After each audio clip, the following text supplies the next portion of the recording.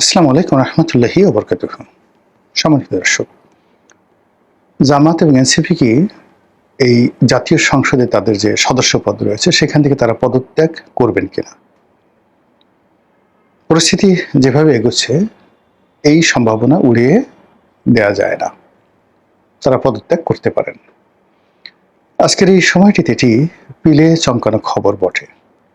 আর যদি তারা পদত্যাগ করেন, কোনো অবস্থাতে বিএনপি সরকার ক্ষমতায় থাকতে পারবে না।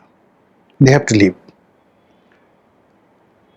এবং এই বিষয়টা জামাত এনসিপি খুব ভালো করে জানে, খুব ভালো করে জানে। এবং এরকম একটা পরিস্থিতি যখন তৈরি হয়ে যাবে, ঠিক সেই সময়টাতে যে তাদের দেশি বিদেশি যে শক্তিগুলো, বন্ধুগুলো রয়েছে, যারা জুলাই আগস্ট বিপ্লব ঘটানোর জন্য গত ৩-৪ বছর ধরে মূলত জামাত এবং এনসিপি, ডক্টর মোহাম্মদ ইউনূস এই শক্তিটিকে যেভাবে এম্পাওয়ার্ড করেছে, তারা কিন্তু বিএনপিকে এম্পাওয়ার্ড করেনি, তারা জামাতকে এম্পাওয়ার্ড করেছে। এই শক্তিগুলো সিমেন্টেড হয়ে আবার রাজপথে চলে আসবে। এখন প্রশ্ন হলো যে জামাত এবং এনসিপি তারা কেন পদত্যাগ করতে যাবে? আমরা যারা সাধারণ চিন্তা করি বা যাদের কাছে মনে হয় যে এমপি হওয়া মানেই তো প্রতি মাসে একটা মাসোহারা পাওয়া, প্রায় লাখ ২ টাকা বেতন ভাতা সুযোগ সুবিধা পাওয়া, নির্বাচনী এলাকায় মাতব্বরি করা, আর নির্বাচনী এলাকায় মাতব্বরির বাইরে সরকারি বরাদ্দ রয়েছে, টিআর রয়েছে, কাবিখায় রয়েছে, এগুলো তো আছেই। এরপরে সংসদে গিয়ে সরকারের সাথে সেই দহরম মহরম সম্পর্ক, রাষ্ট্র ক্ষমতার ভাগিদার হওয়া, এগুলো দৃশ্যমান। কিন্তু সবাই তো আর কেবল লোভী মানুষ নয়। আর সবাই যাকে বলা হয় যে একটা পদ পদবীর জন্য তাদের জীবন বিসর্জন করতে চায় না। আর যে কোনো জিনিস পাওয়ার আগে এক ধরনের কামনা থাকে, বাসনা থাকে, লোভ থাকে, লালসা থাকে। কিন্তু মানুষ যখন পেয়ে যায়, কোনো একটা বিষয় পেয়ে যায়, তখন ওটার সে অ্যাবসলিউট মালিকানা, ওটার সৌন্দর্য সে এককভাবে ভোগ করতে চায় এবং ওটার একটা লিবার্টি সে চায়। সেটা রাষ্ট্রপতি হোক, প্রধানমন্ত্রী হোক, এমপি হোক, ব্যবসা হোক, বাণিজ্য হোক, যে কোনো সম্পর্ক হোক, বিয়ে হোক, শাদী হোক, মানে এখানে আসলে অংশীদারিত্ব কোনো অবস্থাতেই মানুষ পছন্দ করে না। তো সেক্ষেত্রে ধরেন বিএনপি সরকার গঠন করেছে, সেটা একটা, জামাত বিরোধী দল দ্বিতীয় একটা। এখন এই বিরোধী দল হিসেবে তার যে ট্রেডিশনাল স্বাভাবিক যে ক্ষমতা থাকা দরকার, সেই ক্ষমতাটা সে চাইতে পারে। আর জুলাই আগস্টের মূল উদ্যোক্তা রূপে, আন্দোলনের মাস্টারমাইন্ড এবং শক্তি বা ফোর্স হিসেবে, ইনভেস্টর হিসেবে, তারপরে মাঠে ময়দানের ডাইরেক্ট সোলজার হিসেবে এনসিপি এবং জামাত এখানে কিছুটা প্রিভিলেজ তারা পেতে পারে, চাইতে পারে।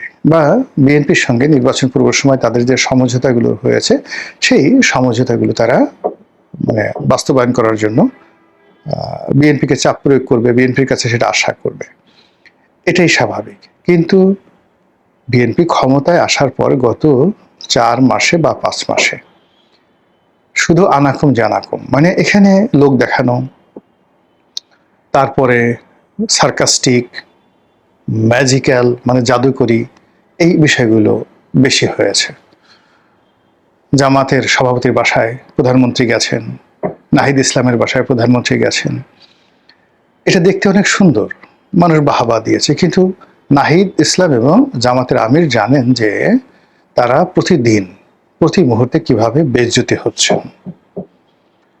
উপরে উপরে আপনার মলম লাগিয়ে দিচ্ছে, পিছন দিক থেকে আপনাকে আচ্ছা মতো চাকু মেরে দিচ্ছে। এরকম ঘটনা অহরহ ঘটছে।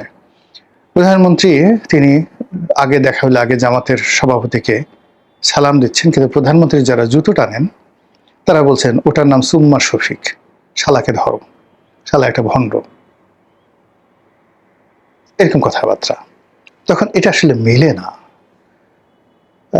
প্রধানমন্ত্রী দেখা গেল যে নাহিদ ইসলামকে তোয়াজ তদবির করছে, আর দেখা গেল যে ছাত্রদলের, যুব দলের যারা নেতা রয়েছেন যাদের সঙ্গে প্রধানমন্ত্রী ভালো সম্পর্ক, তারা অকথ্য ভাষায় নাহিদকে, নাহিদের বাপকে তুলে গালাগাল করছে, বাপমা তুলে গালাগাল করছে।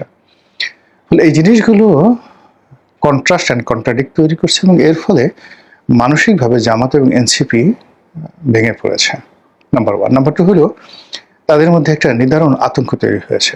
এক নম্বর আতঙ্ক হলো যে যদি কখনো গণেশ পরিবর্তন হয়, আওয়ামী লীগ, এখানে আমি একটা জিনিস বলে রাখি, যে যাই বলুক না কেন, আমি প্রথম দিন থেকে বলছি আগামী 20 বছরের মধ্যে যে কোনো ফর্মে আওয়ামী লীগ ফিরে আসাটা এটি অসম্ভব একটা বিষয়। শেখ হাসিনা আসতে চাচ্ছেন, তিনি আসবেন বা আসতে পারেন, ওই পর্যন্তই আসবেন। একদিনে জমায়েত হবে, 2 দিন জমায়েত হবে, এরপর আপনি আর কাউকে খুঁজে পাবেন না, দেন তাকে জেলে যেতে হবে। এর আগে ধরেন শেখ হাসিনা যেভাবে জনপ্রিয়, খালেদা জিয়া তেমন জনপ্রিয় ছিল, তাকে যেদিন জেলে নেওয়া হলো কি হয়েছে বলেন? গোলাম আজম সাহেবকে জেলে নেওয়া হয়েছে, কি হয়েছে?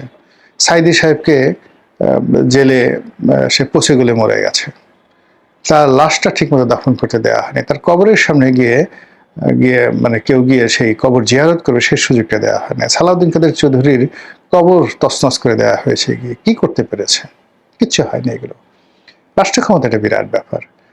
তো যেটা হবে সেটা হলো, এই অন্তর্দ্বন্দ্ব অন্তর্কলহের কারণে তৃতীয় কোনো পক্ষ ক্ষমতা চলে আসবে। সেটা মিশরের শিশির মতো হতে পারে, কিংবা পাকিস্তানের পারভেজ মোশাররফ হতে পারে, কিংবা আসিম মুনিরের মতো হতে পারে, কিংবা ধরুন এখন অপ্রত্যাশিতভাবে ইমরান খান চলে যাওয়ার পরে যেভাবে সেই নওয়াজ শরীফের ভাই শেহবাজ শরীফ এলেন এবং পাকিস্তান পিপলস পার্টির সমর্থন নিয়ে ক্ষমতা দখল করলেন, এটা মানে কোনো রাজনৈতিক ডিকশনারিতে পড়ে না। এই ক্ষেত্রে বাংলাদেশে ধরেন কোনো কারণে যদি এরকমভাবে একটা সরকার চলে আসে যে কমিউনিস্ট পার্টির নেতৃবৃন্দকে সরকার গঠন করতে বলা হলো, অথবা ধরুন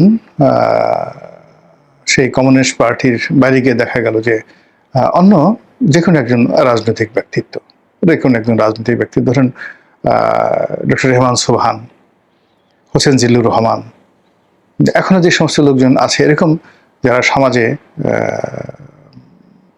পিছন থেকে তৃতীয় পক্ষ, চতুর্থ পক্ষ তাদেরকে শক্তি যোগালো, আর সামনে 20 থেকে 25 জন যে দেশের বরেণ্য ব্যক্তি, তাদেরকে এনে একটা সরকার ফর্ম করা হলো।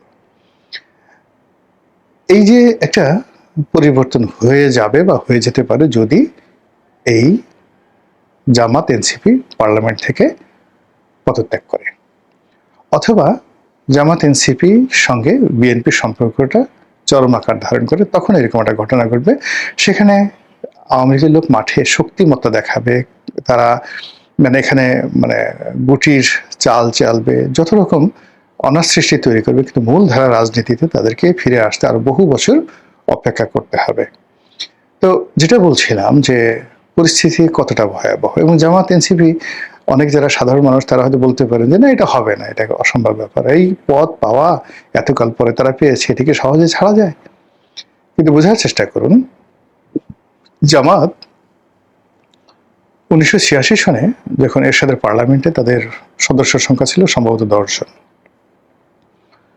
এই 10 জন এমপি তারা পেয়েছিল কত বছর পরে? বহু বছর পরে। তারা 1971 সনের যে অন্তর্বর্তীকালীন সরকার ছিল, মিলিটারি সরকার ছিল, সেই সরকারে তাদের 2 জন মন্ত্রী ছিল। তাহলে সেক্ষেত্রে 1971 সনে তারা রাষ্ট্র ক্ষমতা ছিল। মানে যেভাবে তারা ডক্টর ইউনূসের জামানাতে রাষ্ট্রীয় ক্ষমতা ছিল, তেমনি 71-এ কিন্তু রাষ্ট্র ক্ষমতা ছিল। তাহলে 71-এর মুক্তিযুদ্ধের পরাজয়ের 17 বছর পরে বা 16 বছর পরে তারা আবার সংসদে এলো, 10টা সিট পেল। কিন্তু এরশাদ সাহেব তাদের সঙ্গে কথা রাখলেন না, ফলে বিএনপি ওখানে আগেই যায় না নির্বাচনে, তখন আওয়ামী লীগ এবং জামাত সেই পার্লামেন্ট থেকে পদত্যাগ করলো। এরপর এরশাদ একটা গৃহপালিত বিরোধী দল বানিয়ে আসম আব্দুল রফের মাধ্যমে সেই 86-র নির্বাচনের পরে, যেটা 88 নির্বাচন, 6 পার্লামেন্ট ইলেকশন করলো, আর ওরা পদত্যাগ করলো 5th পার্লামেন্টে বোধ হয়। এই গেল 86 সনে। আবার ধরুন সেই 91-এর পার্লামেন্টে, 1991-এর পার্লামেন্টে তারা আবার পদত্যাগ করলো,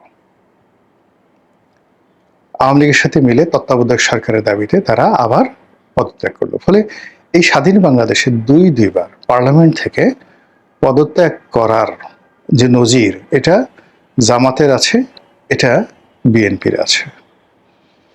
আর খুব ঘন ঘন ক্ষমতায় গিয়ে মানে ক্ষমতা হারানোর অভিজ্ঞতা বাংলাদেশের সবচেয়ে বেশি বিএনপির। বিএনপি জাস্টিস সাত্তারের সময়টাতে ক্ষমতা হারিয়েছে একবার। জিয়াউর রহমান সাহেবের মৃত্যুর পরে ক্ষমতা রশি নিয়ে টানাটানি এবং ক্ষমতা জিয়া পরিবারের বাইরে জাস্টিস সাত্তারের কাছে চলে গেছে, অর্থাৎ এটা প্রথম। তারপরে সাত্তার সাহেবের মাধ্যমে দলগতভাবে ক্ষমতায় গেছে, 96-তে ক্ষমতায় গেছে, তারপরে 2007 সনে ক্ষমতায় গেছে এবং প্রতিবারই তারা ক্ষমতায় পেয়েছে অলৌকিকভাবে, আর ক্ষমতা তারা হারিয়েছে বিভিন্ন রকম জটিলতার কারণে। ফলে তারেক রহমান সাহেব যদি এই যে ক্ষমতা পেয়েছেন, তিনি ট্র্যাডিশনালি যেভাবে সাত্তার সাহেব ক্ষমতা পেয়েছেন, যেভাবে তার বাবা পেয়েছেন, যেভাবে 91-তে তার মা পেয়েছিলেন, যেভাবে অপ্রত্যাশিতভাবে 2001 সনে তারা ক্ষমতা পেয়েছিলেন, এইভাবেও ঠিক অপ্রত্যাশিতভাবে অনেকটা মানে ম্যাজিক্যালি এই বছর বিএনপি যে ক্ষমতা লাভ করেছে, বিশেষ করে তারেক রহমান সাহেব, তো সেটা যদি আবার সেই অতীতের মতো যেভাবে ক্ষমতা পেয়েছে, আবার অতীতের মতো যদি সে ক্ষমতাচ্যুত হয়, এটা অস্বাভাবিক কিছু না। এর কারণ হলো ঘুরে ফিরে শনি একই জায়গাতে আসে। আপনি দেখবেন যে আপনাকে একটা মশায় কামড় দিয়েছে, ধরেন আপনার একেবারে শরীরের যেই জায়গাটাতে মশা কামড় দিয়ে গেল আপনি তাড়িয়ে দিলেন, একটু পরে সে ঠিক ওই জায়গাতে সে বসবে। মাছি দেখবেন ঘ্যান ঘ্যান ঘ্যান ঘ্যান করছে, আপনার নাকের উপর বসছে, মাথার চান্দির উপর বসছে, গালের উপরে বসছে, আর কপালে, এই কয়েকটা জায়গাতে সাধারণত মাছি বসে। আপনি তাড়িয়ে দিলেন, ঘুরে ঘুরে এসে ঠিক সেম জায়গাতেই এই বদমাশটা আবার বসবে। এমনি মানুষের জীবনে যে সফলতা, ঘুরে ফিরে একইভাবে এক একজনের জীবনে সফলতা আসবে। কোনো মানুষ দেখবেন সে জন্মই হয়েছে তার রাজা হিসেবে, কোনো মানুষের জন্মই হয়েছে তার নাপিত হিসেবে, মেথর হিসেবে। তো এই যে জন্ম, তার শুরুটা, কোনো মানুষ দেখবে যে খুব অল্প পরিশ্রমে আল্লাহ তাকে অনেক নিয়ামত দান করেন, কোনো মানুষ দেখবেন সারাদিন পরিশ্রম করে, মাথার ঘাম পায়ে ফেলে, হয় না, দিয়ে নুন আনতে পান্তা ফুরায়। কোনো মানুষ খুব ভালো মানুষ কিন্তু সমাজ তাকে খারাপ জানে, কোনো মানুষ খুব খারাপ মানুষ কিন্তু সমাজ তাকে ভালো জানে, এটা হয়।